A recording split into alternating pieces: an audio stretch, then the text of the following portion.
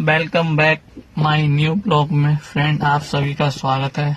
और मैं आज आया था एम्स हॉस्पिटल जो हरियाणा में है, इसे हम झज्जर हॉस्पिटल नाम से कहते हैं।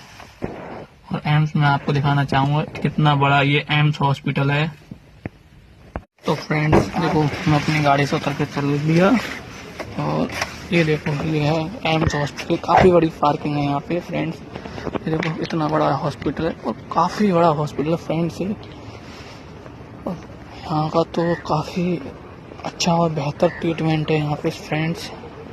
मैं आपको कुछ ही देर में दिखाऊंगा इसका अंदर का ओपीडी, जो काफ़ी क्लीन और एकदम अच्छी है।